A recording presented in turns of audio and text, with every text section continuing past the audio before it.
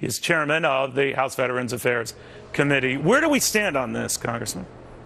Well, I met with Sloan Gibson yesterday afternoon, and basically I told him again, if we don't receive all the information that we've requested in the subpoena that was issued now over 3 weeks ago, that we're going to proceed to federal court to force VA to comply with that subpoena.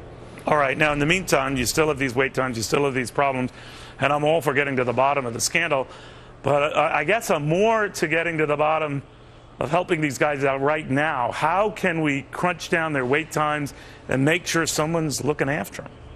VA needs to do what they've already had the statutory authority to do, but yet they have been hiding from the veterans the fact that they have the ability to go out and receive outside care outside of the VA system. However, the legislation that we're all talking about on the Hill this week and we're discussing last week, in fact, pretty much mandates VA. You don't have a choice. Wait, I'm sorry.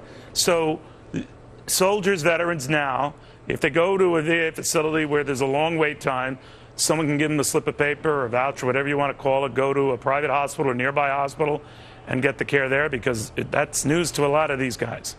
No, it's not. It's news to them because VA has been hiding the fact from veterans that, in fact, in statute, they have been able to send them outside of a VA medical center to a DOD facility, to a contract facility, and if neither of those have the ability to handle it, the veterans should have been able to go out on their own onto the non-VA care system. They spend billions of dollars a year doing this, but they do it in selective areas. I'm slow at the take. I apologize, sir. So a lot of veterans watch this show, a lot of soldiers watch this show. We're grateful for their viewership. They're hearing you now and saying, what?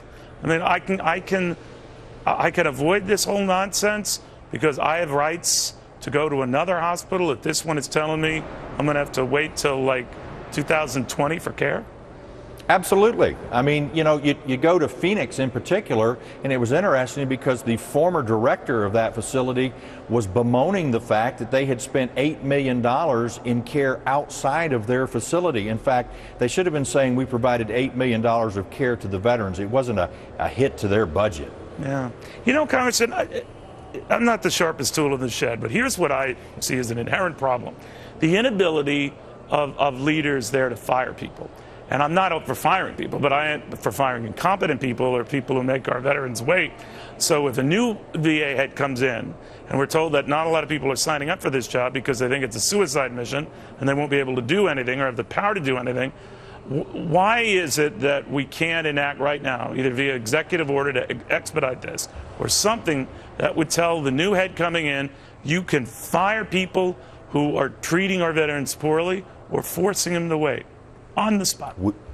Neil, we passed a bill in the House that does just that. It's been sitting over in the Senate. It's now part of this grand bargain that they've come up with. A little bit of change. Obviously, there's some appeal rights in there, but this was very narrowly structured. It only deals with about 450 of the senior executives. If you don't do your job, you should be fired. And unfortunately, the civil service protections are preventing folks from being fired, and what VA has been doing, unfortunately, is moving them all throughout the system. They're not firing them, they're just relocating them. I know, yeah, shuffling around the dead weight. Now, I know how Republicans feel about the president's executive orders. He hands out quite a few.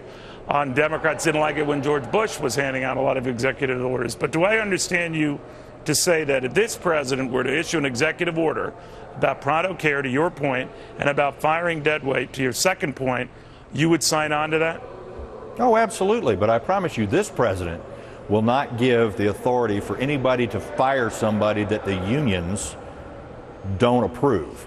And so that's the problem that you have on that side of the aisle. I was very pleased that Senator Sanders, in fact, did embrace the bill that we passed through the House, 390 to 33, wow, with some very minor tweaks to it.